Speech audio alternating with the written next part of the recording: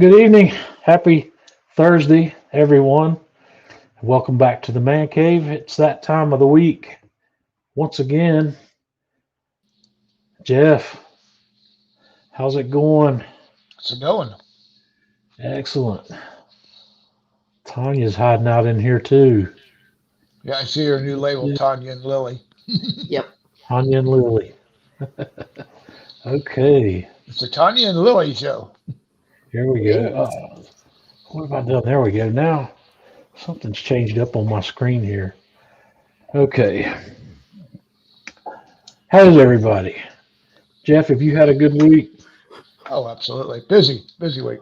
I know Tanya's been busy because I've been watching all of it. But Yeah. I'll tell you what, I'm ready for a drink. Absolutely. I think tonight I'm going to have a Knob Creek Rye. Mike Little, good to see you tonight. I hope you're doing well. Mike just recently bought a griddle also. Mike was telling me about his griddle. I haven't seen, I got to see what Mike's been cooking on his. Tanya, Mike Little is a family friend. I've known Mike probably longer than I can even remember. He and my dad were great friends, and they worked together for a very long time. And Mike, when I was Mike actually may be part of the reason I have a griddle. I think Mike asked me something about griddle cooking not too terribly long before I thought into buying a griddle, and I think he's part of the reason I bought one because he made me think about it when he asked me about it. So, uh, yeah, yeah, we got the regulars in here tonight. We got, let's see, Ryan, Hank, Andrew, Mike, Russ, Beth, Brian. Oh boy, where's that stuff there? Paul, Boder. Excellent. Mike, I'm not blaming you. There's no blame to be had. I cooked myself some pancakes on mine this morning about 6:30. It was still nice and frosty out there. Notice that he cooked himself pancakes. Yeah, well, I didn't Uh-oh. figure you Uh-oh. wanted any. No, Uh-oh. she wouldn't have eaten them if I made them. Didn't bring any up to his wife. You were still snoozing pretty hard. Oh, Yeah. that's because I had gotten up at 5 a.m. to feed the cats. Yeah, Yeah, she did that, John, so you could sleep in. it was too Now, late. where was the reciprocation?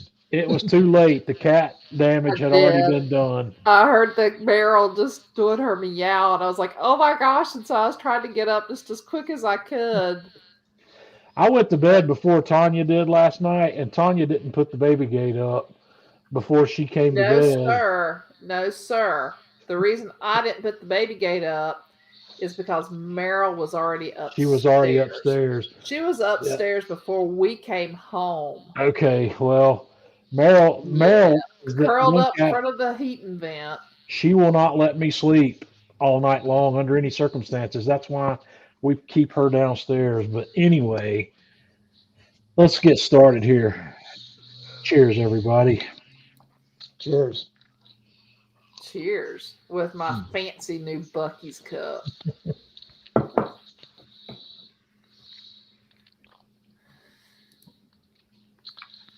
I'm Brian, learning. you're doing that all wrong, bud. If you're getting up at 3:45 to start a pork butt. I am. We'll talk about that a little later in the show. Yep. I'm learning to like rye. I've found the flavor method of tasting the rye and getting into the rye a little bit, but I'm still learning. This Knob Creek rye is going to be probably one of my 12. You know, I've been talking about paring my bottle collection down, and I've decided that I need to have a 12 bottle collection instead of 10. And the way that's going to pan out is I'm going to have what I call a house whiskey, a house bourbon, a house rye, and a house wheated bourbon. I'm going to have a top shelf of each of those four, and I'm going to have barrel proofs of each of those four. So that's going to be 12 bottles. And this Knob Creek rye is probably going to be my top shelf rye. and I'm not sure what my barrel proof rye is going to be. I bought my first bottle of barrel proof rye. Was it yesterday I bought those, Tanya? Or the Man, day before? I bought a rare breed. I bought a bottle of the rare breed. I don't know. I don't know when did you buy that? I don't know. It was yesterday or the day before, but I bought this. I bought this bottle that I've already tried it and I like it, but I need to have something to compare it to.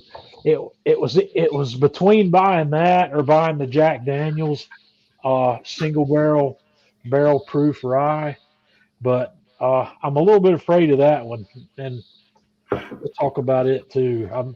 I'm almost to the point where I can handle the Jack Daniels single barrel proof whiskey. I have I had a glass of that earlier this week, and I think I've about got that one tamed. And Jeff, I was telling you about that one.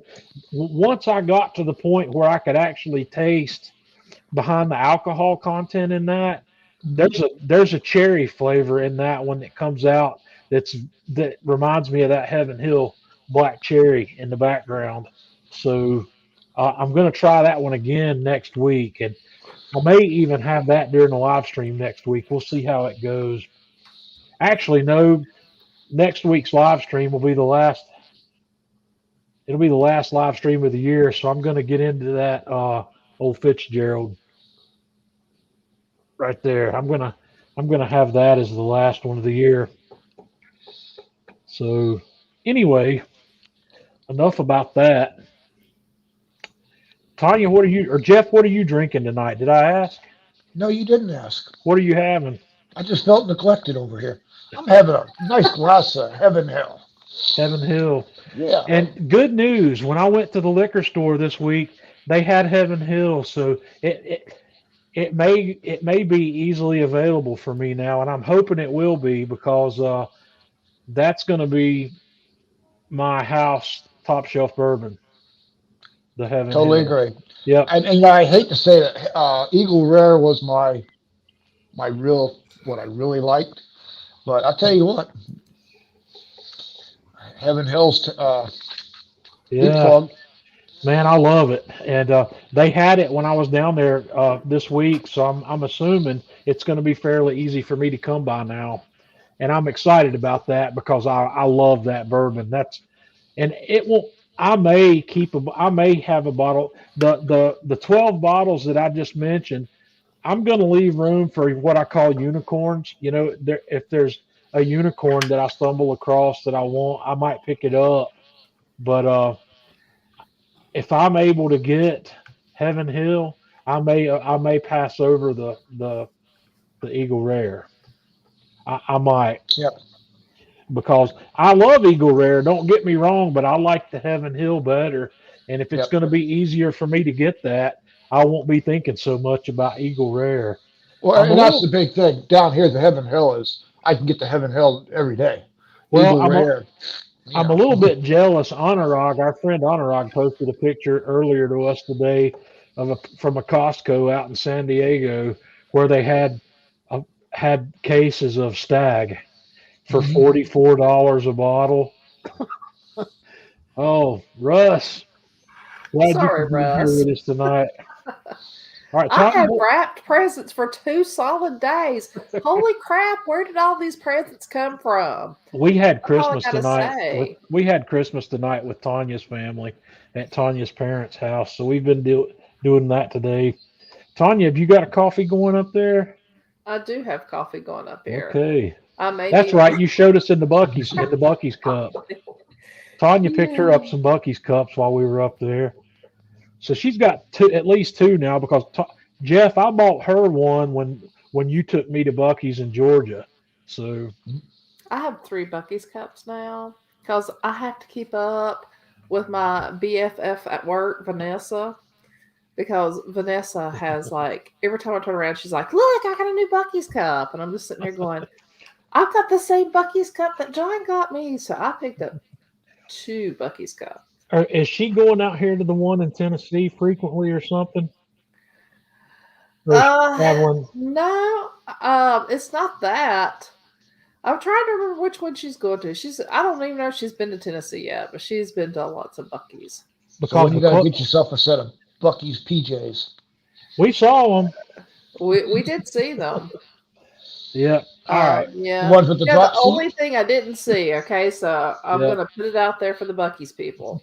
Because there were some things they were missing. What they need is they need to have a Bucky's tattoo parlor where you can get Bucky tattooed on you. Or at least some temporary tattoos. Yeah. Yeah. They didn't have that. All right. But they had darn near everything else, so All right, Tanya, we'll bring you back in a bit. All right.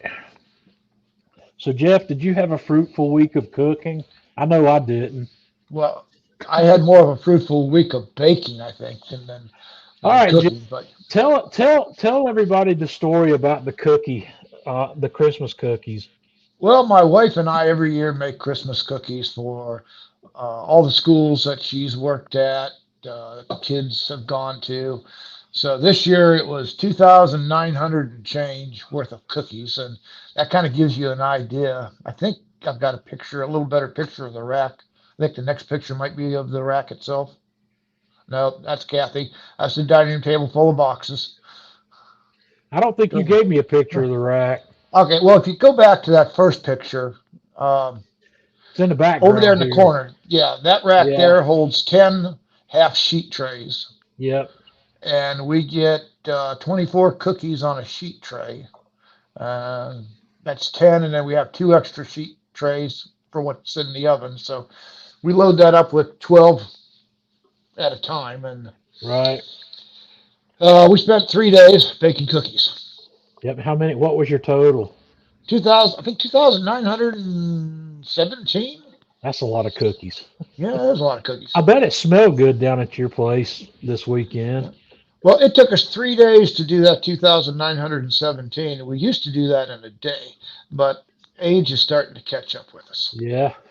Did you have Gracie helping you? No, she didn't help this year. She helped No. last year, though. Yeah. Yeah, she likes helping me on the mixer, getting everything mixed up. Right. So you So, box all these up and then ship yeah, them those are out. the individual boxes. And to the left, which I didn't give you a picture, there's a card table that's got quarter deep sheet, aluminum trays and full Right. trays. And those were all full of cookies, for the schools. What kind of Those, oven? What kind of oven are you cooking in? I've got LG oven. It's got How many 3 racks do you racks. have? How many racks do you have? 3. So you can put 3 half sheets in there at a time. Depends on the cookie. Yeah. The chocolate chip and the M&Ms, for some reason, they want to. The bottom rack wants to burn, so you have to kind of pull them like about a minute and a half earlier than Right. the upper 2. The oatmeal cinnamon, all 3 of those cook just as even can be. So I'm not exactly sure. It's got to be, I guess, the chocolate hitting the cookie sheet. But we Yeah. put parchment paper down on the cookie sheets, and we go to town. Yep. Looks So like I it. said we spent Sunday, Monday, and Tuesday baking cookies. Awesome. So then we fired the bark up. Yep. I did a Christmas party for my Subaru dealer, which is the best Guys, Subaru. Jeff is on a first name basis with everybody at his local Subaru dealer by Yep. now. Yep. Well, eight Subarus, and that's And how a many? story all And in how many itself. years? Since 2019.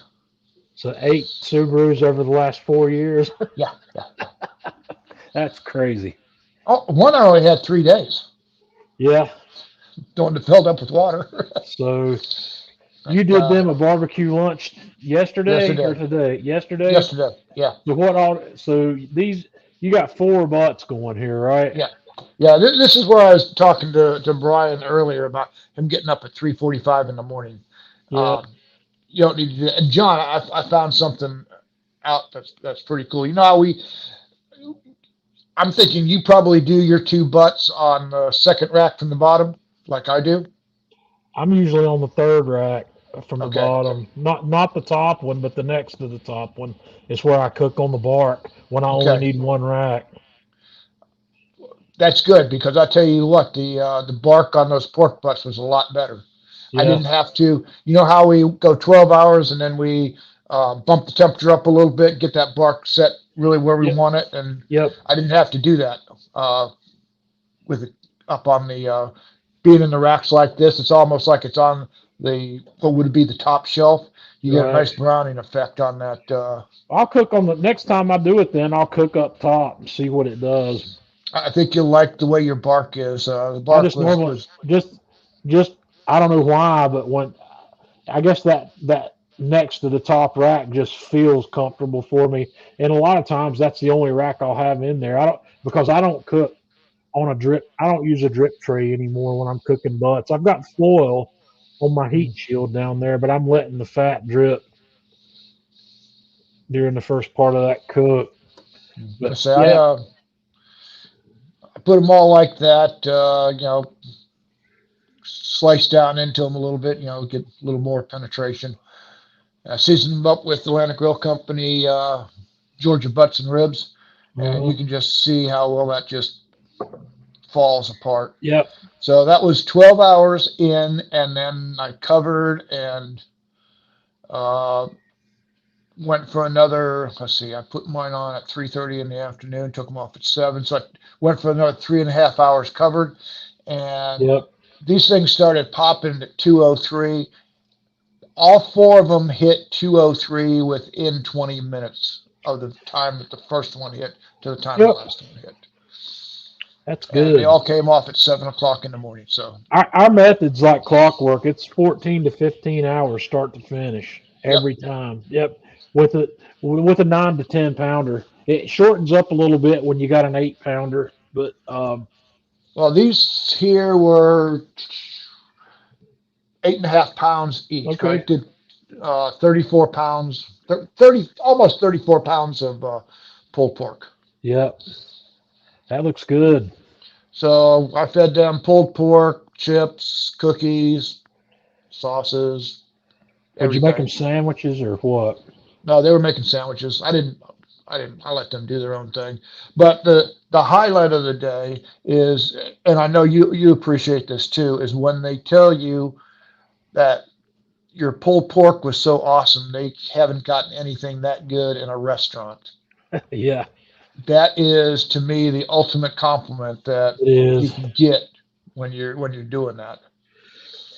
I hooked So up one of my mom's friends a while back with some, and her husband's not a big fan of barbecue in general, and mhm. he hit uh, his mind was changed with some of the stuff I gave him because he had just never had any.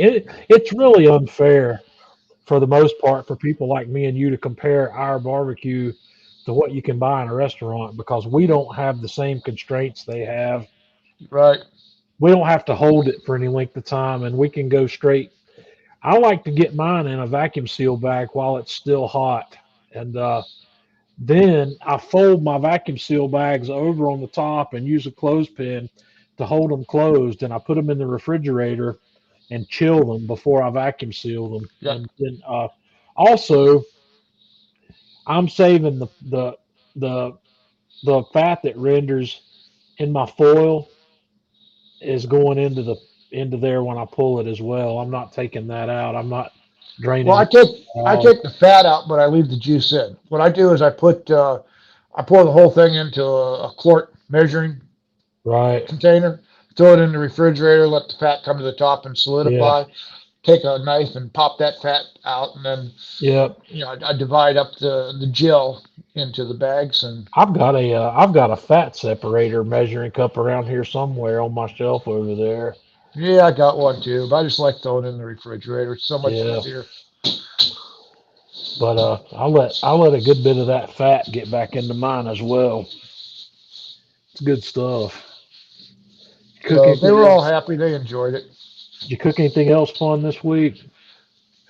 No, John. I say it was. Kathy and I were cookie bandits. Yeah. Let me see what I've brought to the table here. I've had a couple things going on this week. Uh, let's see here. Dennis, Merry Christmas to you too. Yep. What the heck's going on here? Here we go. So I'm not where I thought I was. I was playing. I've got this accessory piece for my griddle that I'm not 100% sure I'm a big fan of yet. It's one of these things I bought because I thought I wanted it, but I haven't fully made up my mind how well I like this. This is a warming rack that sits on the edge of the griddle, and it's also expandable. I've got it going with the short length of my griddle, but I can pull it apart and go the long length of the griddle with it on the back as well. But the thing I don't like about this is if you get it messy, it's kind of hard to clean. It's not an easy cleanup process. And I asked some people about it, and most people just throw it in the dishwasher. But uh, I'm not sure if I'm going to put things on or use this for things that might make a mess. But anyway, I was using it for the first time on this cook, and this the other day I made smash burgers for Tanya and myself for dinner, and here's all my prep. You have to have all your prep done before you go to the griddle. So I had actually had most of the prep done.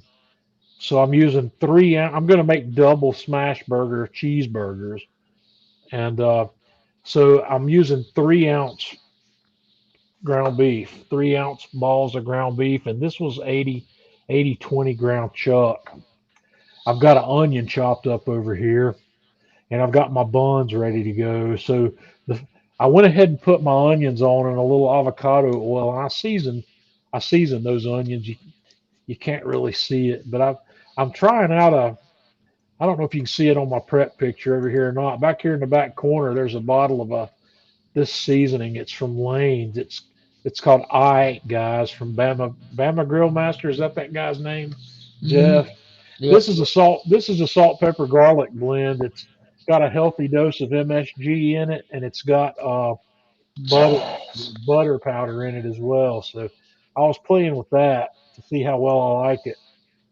My ultimate goal is to duplicate it or make my own version of it. But once I put these onions on in that hot oil, I season them with a little bit of that, and then my hamburger buns. I smear a little bit of mayonnaise, a thin layer of mayonnaise on the cut side of these buns, and toast them up on the griddle with mayo. A lot of people use butter. I just like the mayo. The Duke's mayo works real well for that for me. So I got those prepped and I set them over there on that warming rack to keep them warm while I finished up with the onions. And I put my patties down, and I just have a spatula that I use for mashing my patties. I bought one of the Blackstone hamburger spatulas, which is a perfect tool for making smash burgers. I take those balls of ground beef and set them directly on the grill, and then I set a piece of parchment paper on top of it, and then just mash it as flat as I can with the spatula. And it's the same spatula that I'm going to use to turn those burgers. So it's not really a one-trick pony.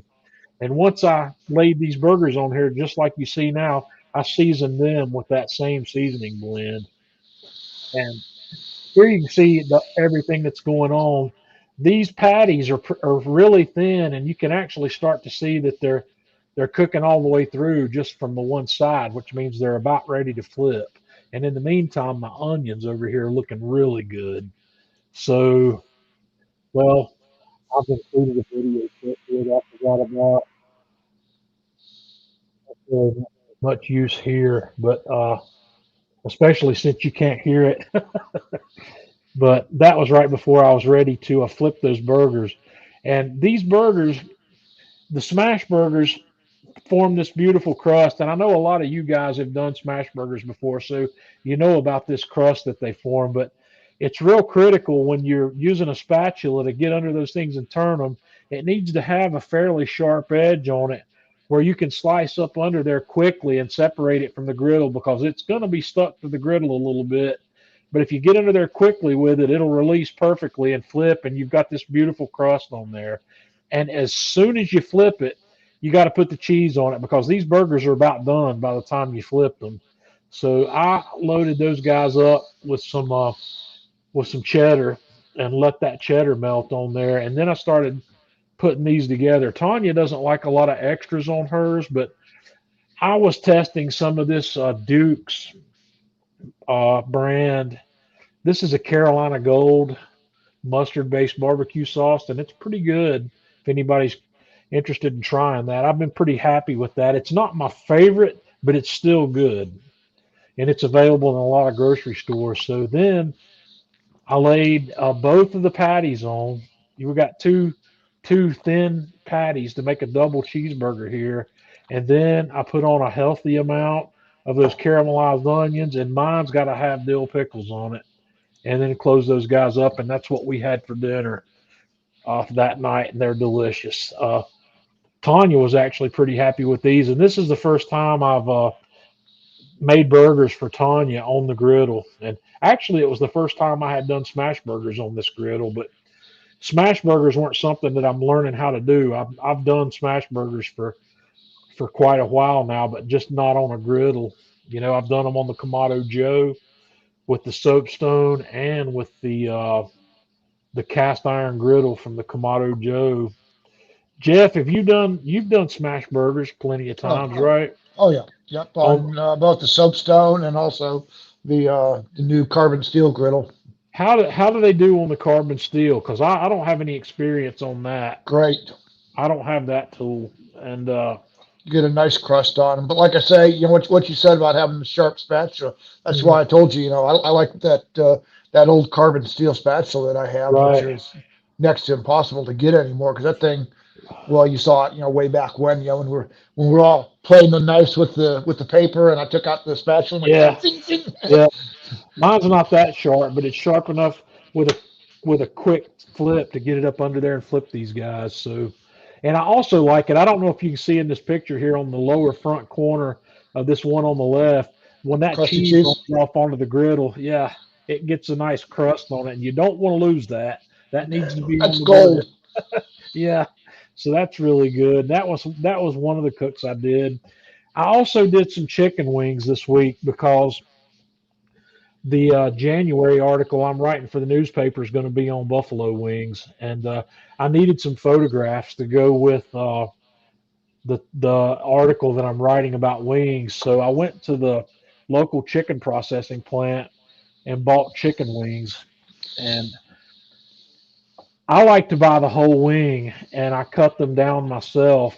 I save these wing tips for stock. They're great to use to make stock with, and I just the knife you don't have to cut through a bone here. You just cut through the joint, and the knife, a good sharp knife will fall right through that joint with no effort whatsoever.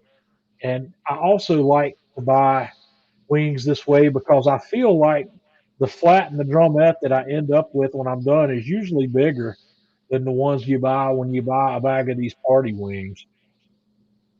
I don't know if Jeff, when you buy wings, do you buy them whole or do you buy them cut down already? It just depends. Do you see the Sometimes I can size find them on sale already cut, and I'll do it. If I don't, I'll get the whole ones and cut them down myself. Do you see a size difference when you buy the party wings? Are you noticing that are they smaller for you? Are they about the same No, size? they're about the same size here.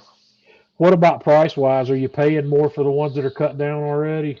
Well, that's why I said it depends on what the price is. Every now and then I can get the cut down ones as cheaper than the uncut, and then it's kind of a no brainer. I just go that way. Right. Well, the first thing I do when I make wings is I separate these out and I get some dry paper towels ready to go, and I dry these things off as best I can with dry, clean paper towels, and I put them on. This is a jelly roll pan. It's a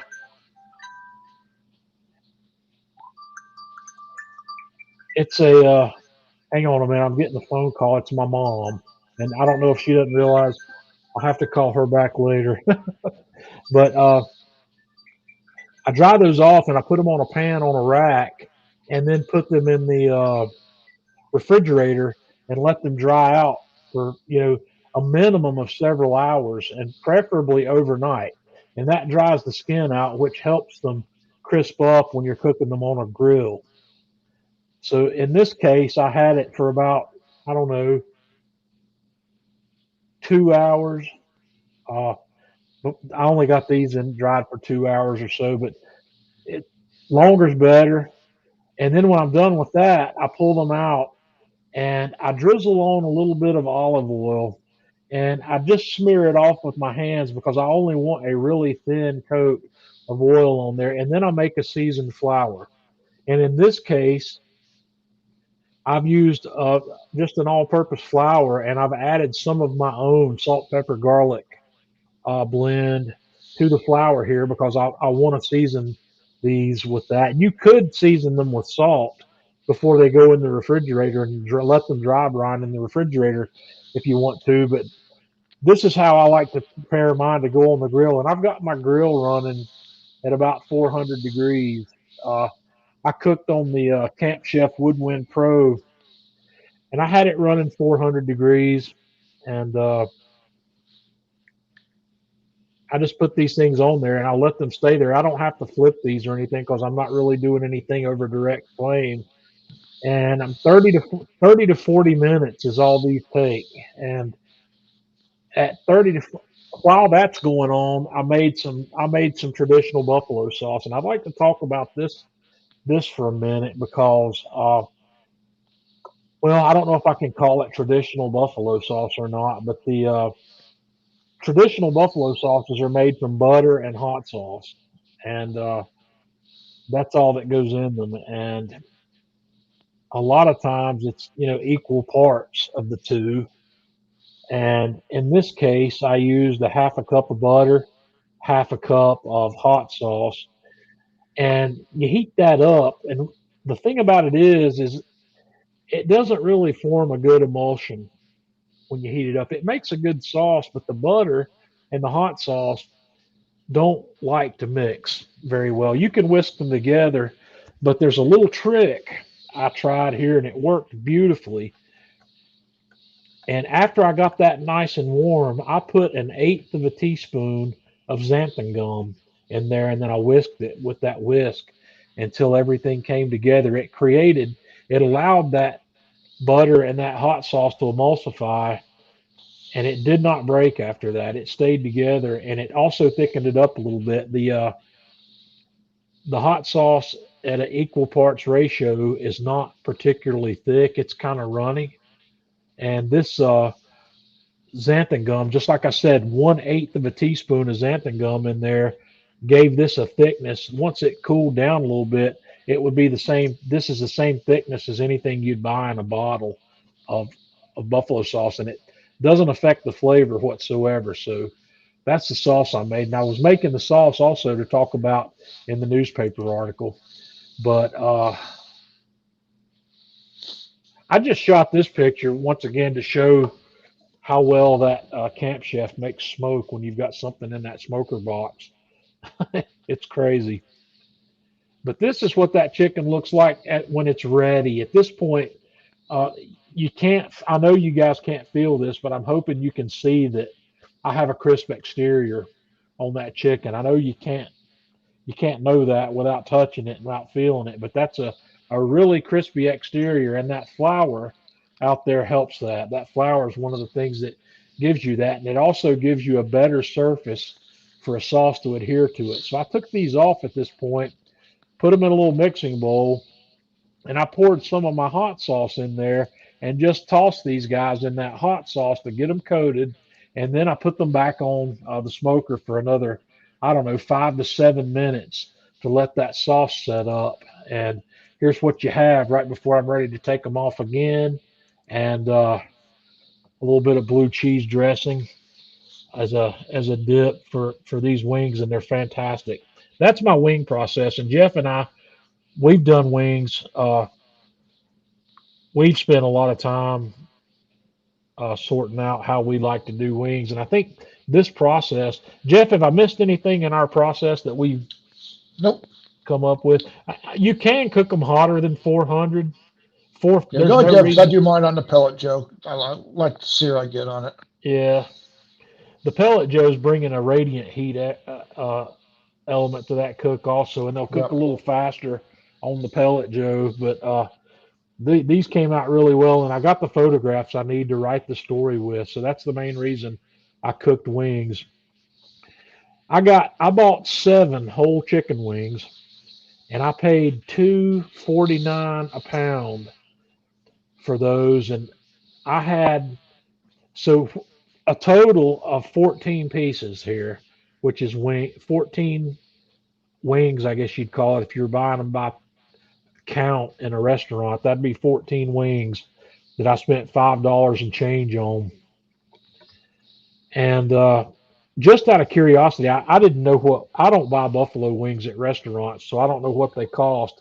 So I went online and looked at Wild Wing or Buffalo Wild Wings. Jeff, is that a Yeah. national chain? Okay. Yeah. Buffalo Wild Wings, we've got one here. And I looked at their menu and I was blown away when I saw that they charge $14.49 for 10 wings. Yep. $14.49 for 10 wings. That's a buck and a half a wing.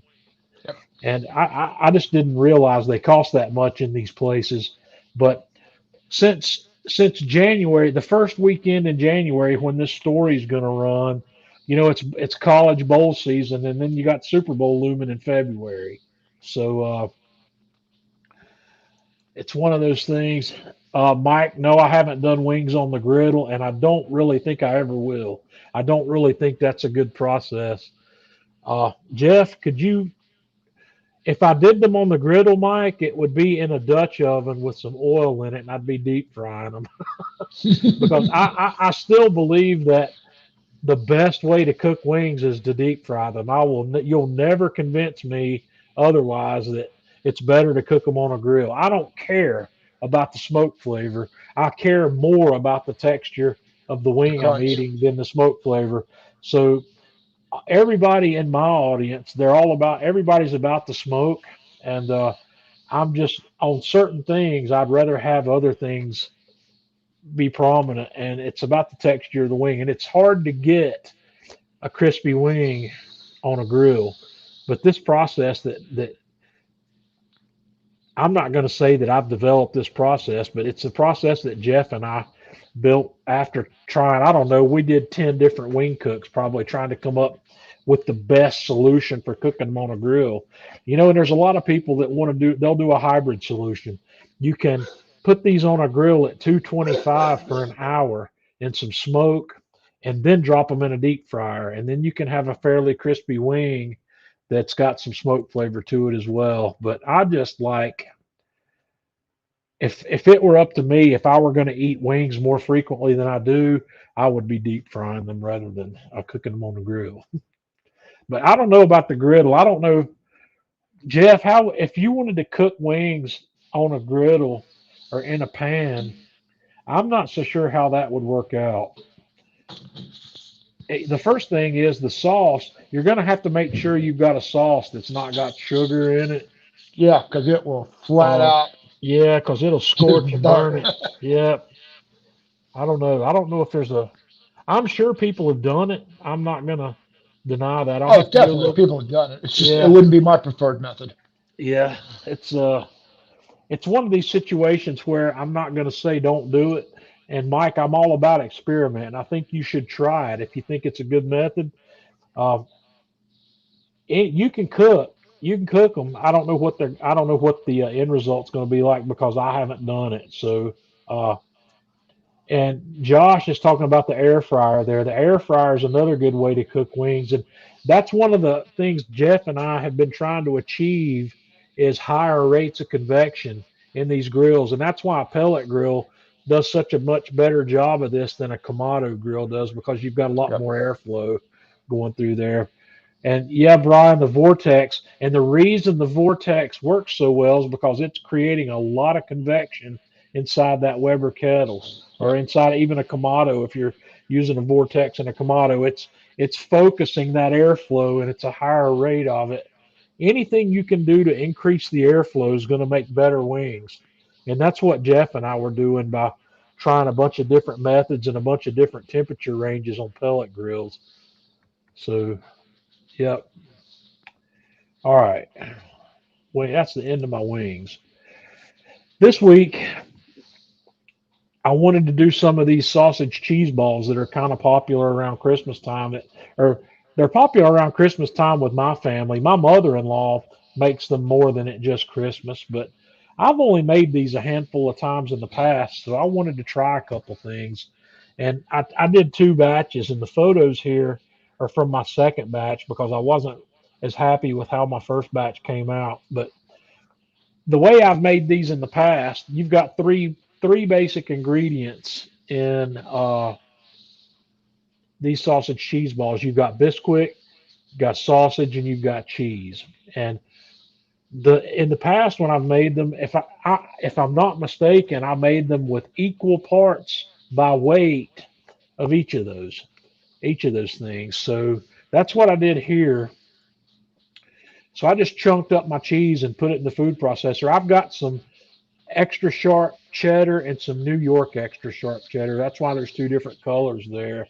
And I just used the food processor to break that up quickly. And I weighed out my Bisquick in the mixing bowl of my stand mixer. And then I got some, I want to add some seasoning to it. So I've got a little chipotle powder, a little garlic, a little onion, a little black pepper to add to that. So I just dumped all that into the Bisquick mix in the mixing bowl there and mixed it up a little bit with a whisk. I added my cheese, added my sausage, and then put the paddle in on the mixer on a slow speed to let that come together. And it does come together, and it doesn't really need to come together any more than that because you're going to take it, roll those out, and I got about 60 of these out of that batch, and I put them on the. I used the Camp Chef here again. I had the Camp Chef running at 350, somewhere between 350, 375, and 25 to 30 minutes is about all you need on these. I went a little longer than I might should have on this one. I think probably 25 minutes would be as far as you need to go on these, but I also believe that I need to back off slightly on the amount of Bisquick I used in there. The first batch of these I made, I took somebody's advice and I used the Red Lobster Cheddar Bay biscuit mix instead of Bisquick. And I don't have any problem with the flavor there, but 1 box of that Cheddar Bay is a little less than 12 ounces of dry mix, and I don't think it was quite enough. Those sausage balls were cheese and sausage forward, and the cheese that I put in there, I put the same amount of cheese in them as I put in these, but the cheese was actually coming out. Let me show you what those guys look like. The texture on those was completely different, and where are they? Here's what those look like. You can see how this one with the less dry mix and these there wasn't enough of that biscuit mix in there to hold that cheese in. A lot of my cheese melted out of these. So these, I knew right away that these needed more.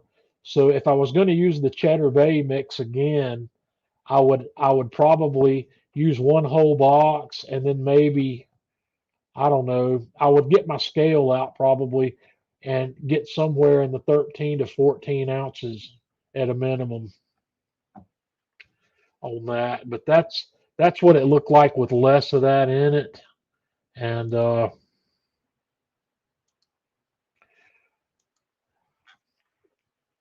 we don't need to see the video, but here's a little bit of a close up. And I did halfway through this cook, I turned that tray in there because when I went to look at them at about halfway, I could tell that the ones on the back side of my Camp Chef were getting browner quicker than the ones on the front.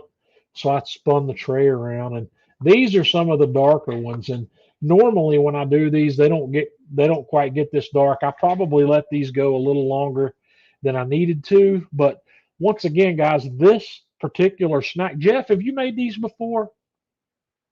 Nope, your mic's off. Nope. Nope. So one of the things I like about these is this is another one of those things that I think's better the next day. So I put these guys were had a little bit of a crunch to them, but I put them in a Ziploc bag and put them in the refrigerator. And today I took some out and heated them up in the microwave, and they had a perfect texture to them today. They softened up a bit from being in the bag in the microwave or in the in the refrigerator overnight. So these were really good, but I need to find that happy medium between the perfect amount of dry biscuit mix in there to make that just right. The first batch was not enough. The second batch may have been a little more than I needed. So I know that 12 ounces wasn't enough and 16 ounces was too much. So I might do another batch with and do 14 ounces and try to get right in the middle there. Anthony had a question for you. What's Anthony got? Maybe I'll throw it up there. I'll try to throw it up there. Oh, well. Tanya's trying it. So Oh, see, use the Camp Chef more so than the Bark recently. What is your absolutely go-to must use the Bark over some other? I'm not sure I understand what that says. What is your absolutely go-to must use the Bark over some other grill cook? I'm confused at what he's asking me there. I think he's asking you, in what instance would you prefer using the Bark over another grill? I think is what he's asking. I prefer using the Bark when I've got a lot of stuff to cook. The Bark's got the capacity. The Bark, don't get me wrong, guys. The Bark's a fantastic grill, but I can produce a better smoke flavor with the smoker box on that Camp Chef than I can on the Bark.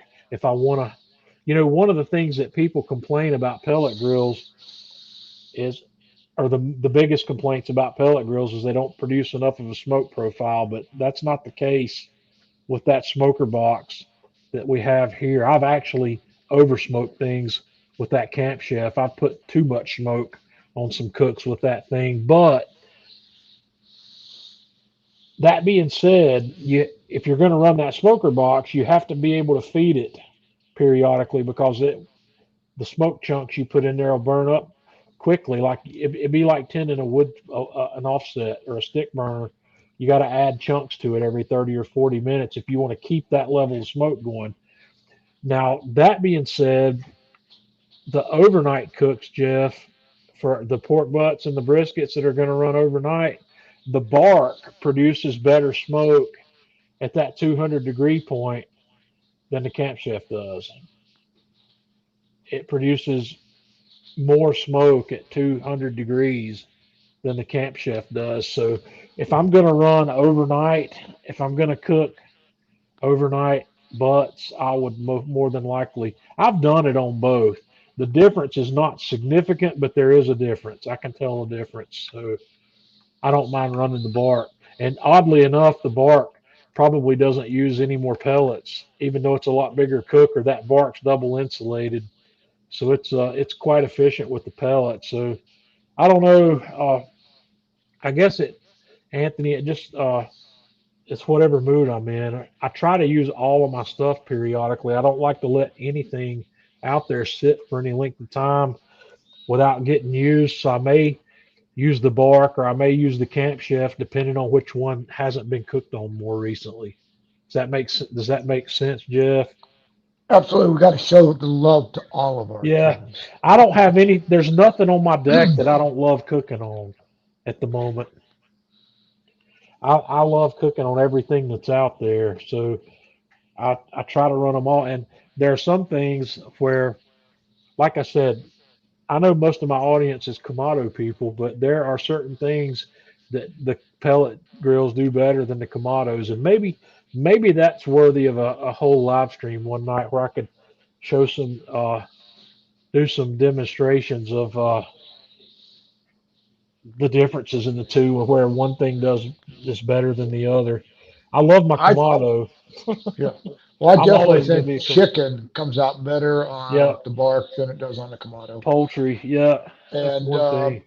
my pork butts definitely come out better on the Bark than the Kamado.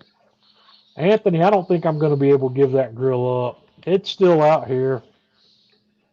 My He's going to keep it. yeah, I don't think It's I'm going to be able to part with that grill because it's unique. And I'll cook on it some. I have not cooked on that one lately. I haven't fired that one up in quite a while. It's sitting out there with a cover on it. Uh,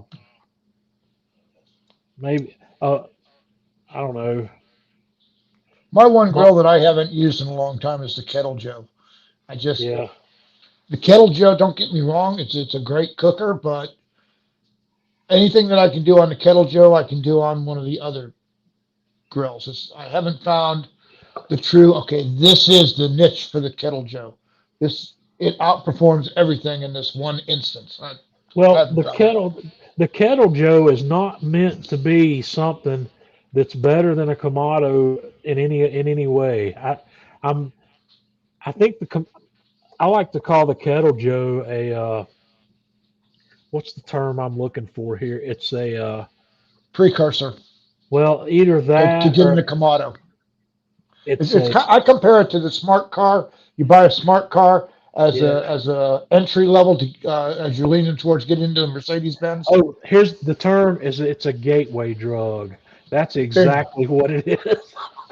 Yeah, I like that. It's enough to wet your whistle at If you a want more. $500 price point or less if it's on sale to get you to buy ceramic Kamado. And no, Brewster, I don't still have it.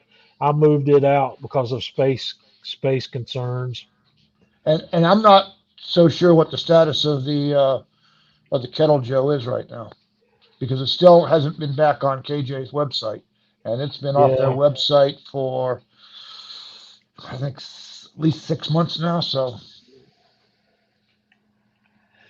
I don't know, Brian, that it's been discontinued. I'm not in I that can't loop. get a straight answer from anybody. So I don't Yeah, know either.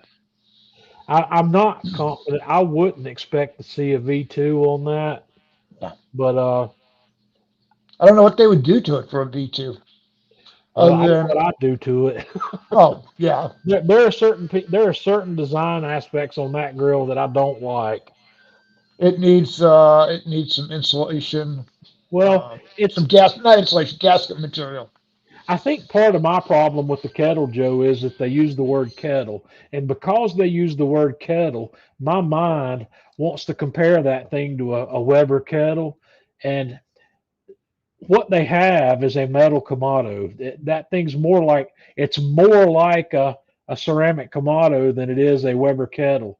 And there's a couple of it's very difficult, in my opinion, to set up a two zone cooking on the kettle, Joe.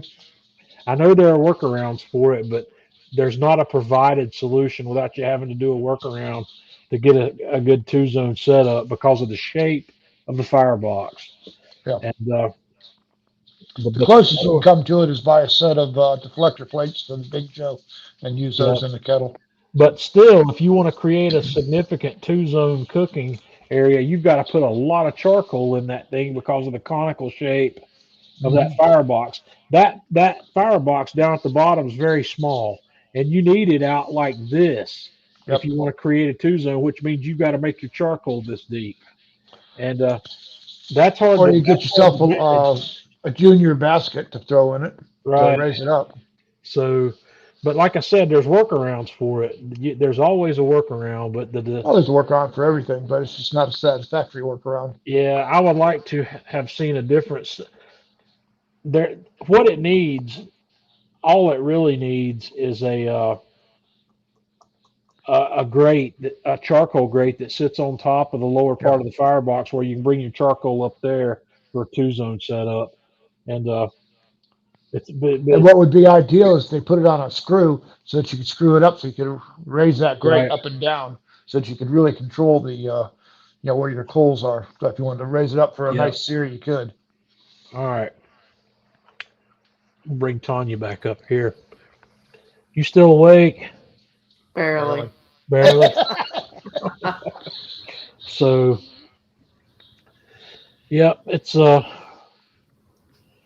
year end. I've got to figure out a couple of things. I don't know. I don't have dates yet on when the next pellet grill's coming, but hopefully it won't be too long. It's going to be sometime after the first of the year, but I'll check in on that a little bit later. And I've made a place for it. I've done some rearranging on the deck. Uh, I did Get rid of my 26-inch Weber kettle to make some additional space. I really hated that I got rid of that. I spent a lot of money on that, and I had every intention of doing a lot of cooking on it, and it just never materialized. And it's got a new home now. So, Tanya, have I missed anything back there that I need to look at? Levi just had a question about the dojo. I love the dojo. The dojo allows the Kamado Joe to do some things that it can't do without it. Yep. Tell them what it is, Jeff. I know you've heard me say it a million times. Brown. Yes. The one weakness or one of the very few weaknesses that these Kamado grills have is the ability to brown something. If you cook a lasagna or a pan of macaroni and cheese at great level on a Kamado, it's a nightmare to get the top of it browned up. But I'll tell you what, John, in all fairness, the dojo could be improved upon. I agree, but If you put a metal top on that thing, so it would reflect back down, you'd get even better browning. yeah, but it's the dojo. The other thing is if you when I want to do something like a lasagna or a mac and cheese with the dojo, I also think it's worthwhile to set something in there to set whatever you're doing up just a little higher in the dome. Even it only needs to be 3 inches or so elevated. But the dojo, I love the dojo. I think the dojo is a great accessory. For me, and I'm a unicorn here on this. I like I use the dojo much more than I use the Jotisserie. The dojo is an accessory that I actually enjoy using. Any products you would like to see come out in 2024? I'd like to see a Big Joe connected come out. A Big Joe connected. Yep. Well, I think from what I've seen, the connected Joe's been successful enough. I can't see why they wouldn't do that. Uh, I don't know. I I think the connected Joe's a great tool. Uh, Honorog says he cooking the KJ. Yeah, that's a workaround. I'm just I'm not a workaround kind of guy. There is a solution for every problem. Don't get us wrong.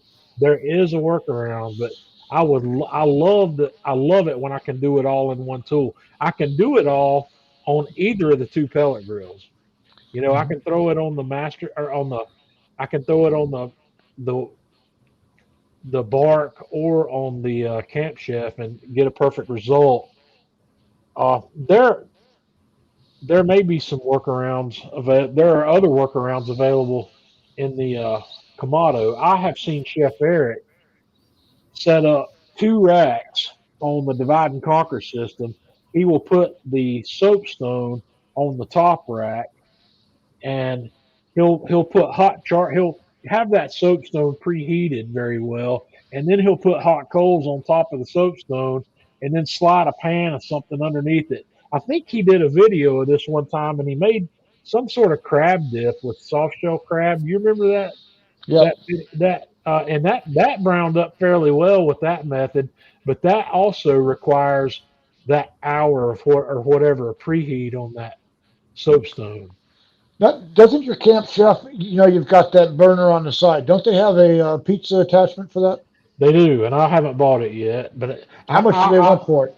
I think it's 179 or something. It's Okay, cheap. so that's right in line with what Masterbuilt has for that. That one Yeah, that it's Masterbuilt came out with for the Gravity series, that thing uh that's a I've workhorse. I've been saying for I don't know how long that I'm gonna buy that attachment for the Camp Chef, and I just haven't done it yet. So I need to look into that.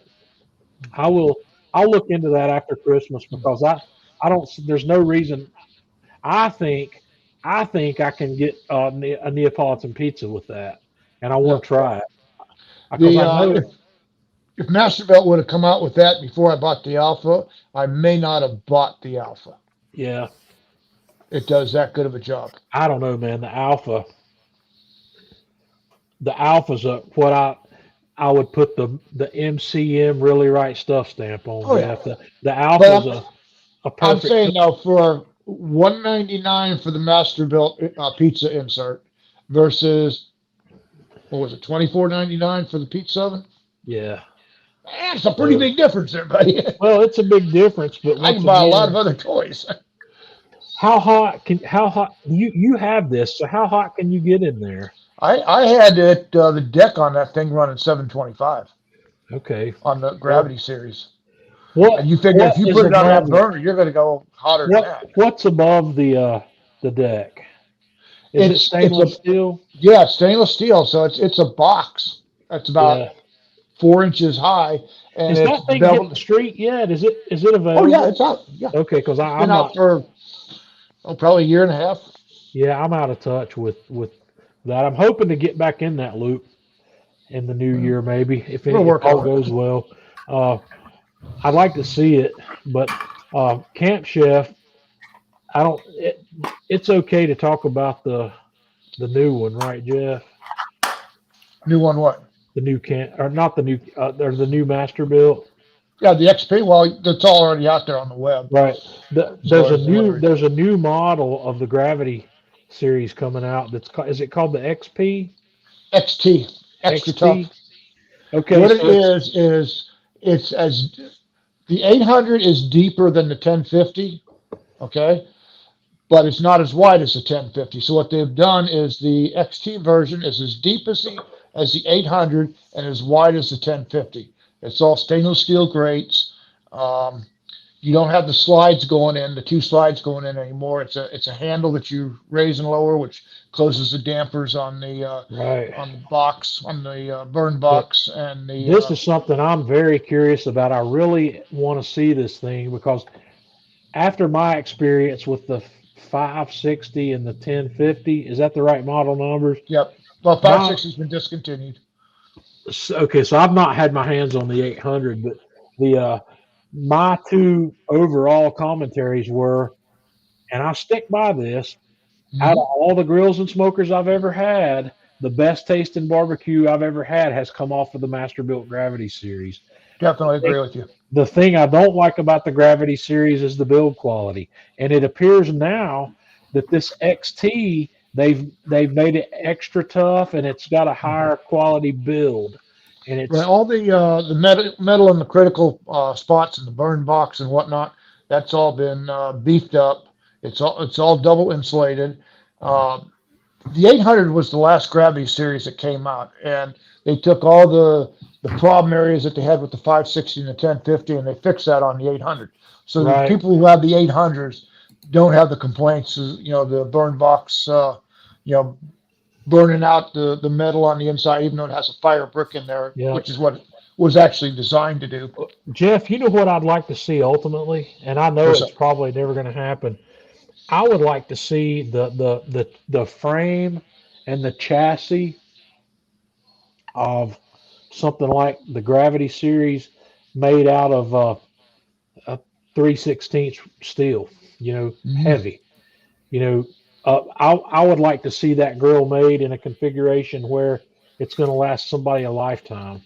Well, I think this new grill is going to last uh, much longer than the 1050. It comes with a 3-year warranty Right. And over that's a statement in itself because these other ones only come with a 1 year warranty. Yep. If And it Masterbuilt's also willing to has the give you same 3, controller as the Connected Joe. that's another benefit because one of the things I think the biggest failure point short of the firebox that I've seen in the Masterbuilt Gravity is the electronics failing. Well, more than the electronics has been those switches, and all the plunger switches have been replaced with magnetics. Okay, the So other you're not going to question I get that have failure.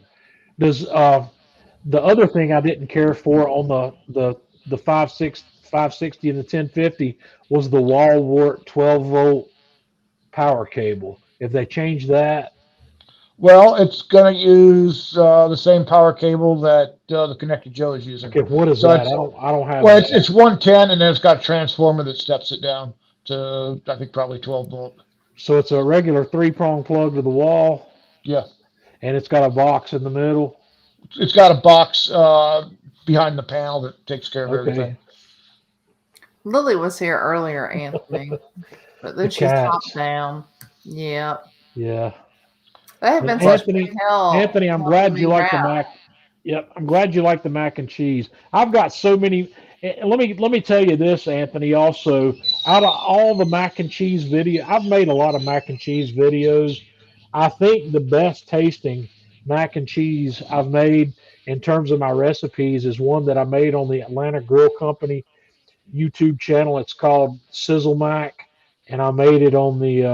I actually cooked that one on the Alpha, but you can cook that recipe in any grill or oven you want to cook it on. But that recipe was by far the best mac and cheese I've ever made a video on. Anyway, it's not the best I've ever made, but it's the best I've ever made a video on. So maybe in January I'll make a new mac and cheese. I've got a I'm gonna make my mom's style of macaroni and cheese next, which is one I've not got any experience with. It does not use a roux to make your cheese sauce. It uses milk and egg. I think what they call a southern style macaroni. It's where you cook your noodles and then you layer them. You layer noodles and cheese in a pan, and then you pour a mixture of milk and egg over it, or heavy, or half and half. I think half and half would be even better. But I'm going to work that up. I'm going to make a new macaroni and cheese, and when I get that down pat, I might just make a video. I'm gonna make some video in the new year. I know I haven't been doing video much other than cooking or than product review videos, but like I said, once again, when I get this new pellet grill, I'm going to be making some video again because I've promised some video content for that. And mac and cheese would be an awesome thing to do on that new pellet grill as well. So we might just give that a whirl. So anybody else got any questions for me? Teddy B's asking about smoking bourbon, and let me address that because somebody else, I think Mike Little, if Mike's still with us, Mike asked me that question earlier today or something similar. There's a couple of smoking devices, and on the Atlanta Grill Company YouTube channel, I did a video, or actually I did it in a live stream. I don't think, or maybe I did make a video on it. I can't remember what that product they have is called, Jeff. That little thing that you use a torch and set it on the glass and create smoke in the glass. Yeah, I forget what it's I want called. to talk about this for a minute. Number one, doing this is doing one thing. It is putting a smoke aroma on your glass. We're not actually smoking the whiskey. That whiskey's not taking in any smoke. It's not taking in any smoke flavor. This is all about an aromatic experience. Now you can do this. There's several of these devices you can buy. They're wooden. You can set them on top of your glass. There's a little screen pot in the middle. You put some fine wood dust in it and hit it with this torch, and it'll put smoke in your glass. And you leave that thing on there, and when you take it off, this smoke boils out of there. And then when you lift that glass, you've got this beautiful smoke aroma.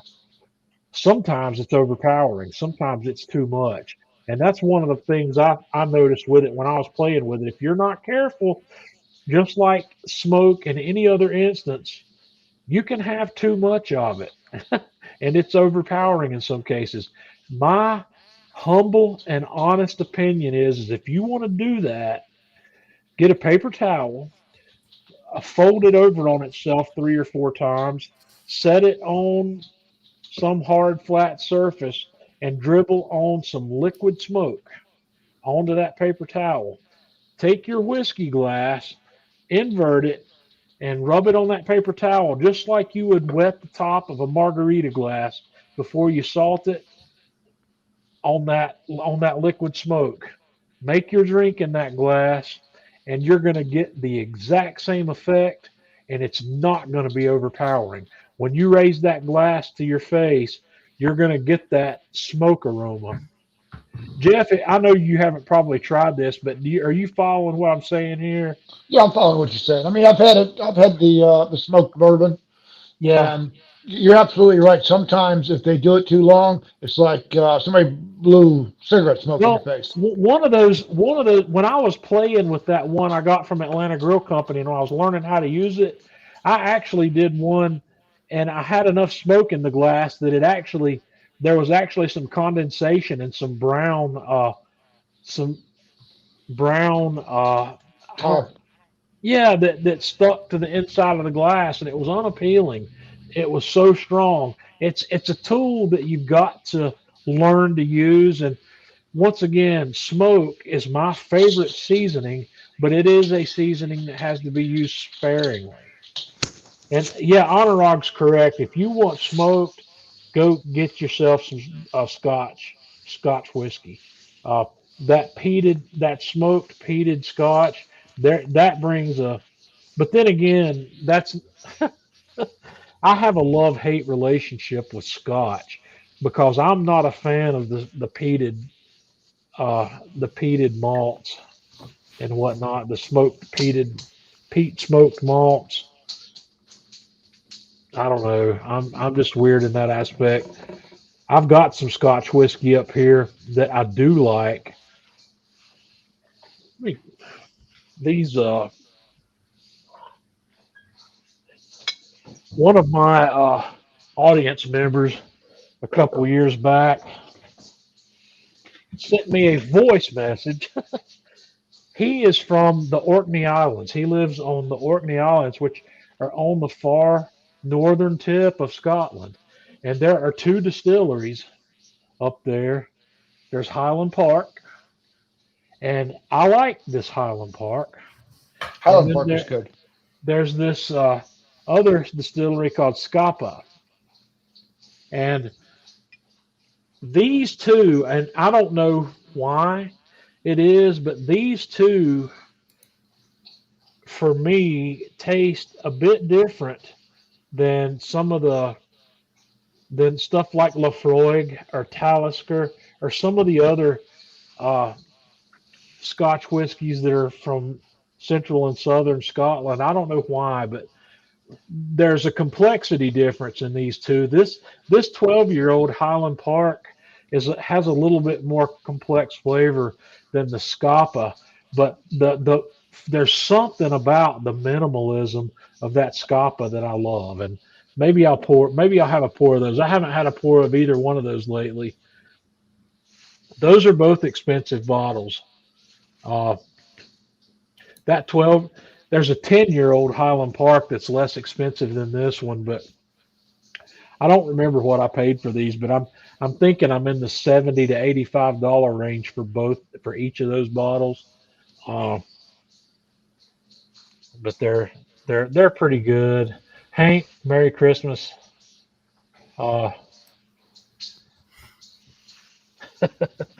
I'm just not a Scotch guy, and the Irish whiskeys is something maybe I need to give another shake because they're typically not smoked smoked peat, and I've got an American made single malt, or it's not a single malt. It's a this this is something I bought because of something I tasted that Honorog had. Honorog had that Maris Otter, and this guy right here is a close experience to the Maris Otter. This is called Stranahan's, and this is a single malt whiskey that's made in Colorado. So it's it's not really like I don't know what to compare that to other than that Maris Otter that Honorog has. So, but this one came with a nice stainless steel measuring cup for what that's worth, and you can see that I've only had one pour out of this guy so far. That bottle's still nearly full. Yeah, that Maris Otter, I think Honorog didn't you say that's not even available anymore? And it people are paying a lot of money for that one. But the last time I was able to sit down at a table with Honorog, he brought a bottle of it with him, and I was impressed with it.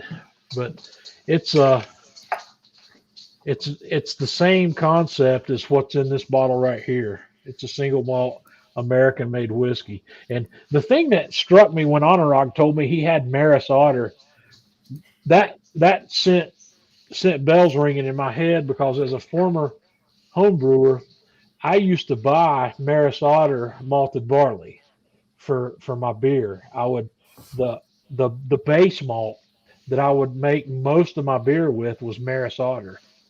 And what is that?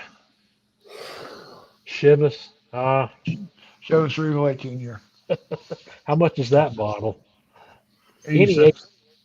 $86. That's not too bad for an 18, No. I don't guess. Because I know if That's, you've my got go-to if I go Scotch. if you've got an 18-year-old Macallan or something, that's going to sting a little bit. Yep. Yeah. So. Yeah. Honorog says the Chivas is excellent.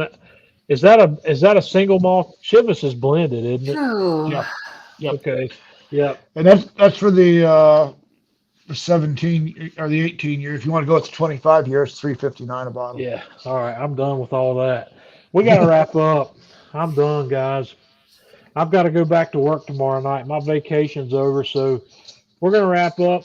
I'm gonna do a live stream next Thursday. I don't know what we'll talk about, or I don't know what. I know I'm gonna be cooking a turkey next week because I bought a Butterball turkey on sale today for 39 cents a pound. Woo. And I'm gonna break it down into pieces, and I'm gonna smoke the breast and give it to my mom, and then I'm going to take the rest of the meat, chop it up, and maybe make a turkey pot pie or something with the meat. So, guys, Merry Christmas if I don't see you again before then. Yep. And Absolutely. have a good one. We'll see you next week.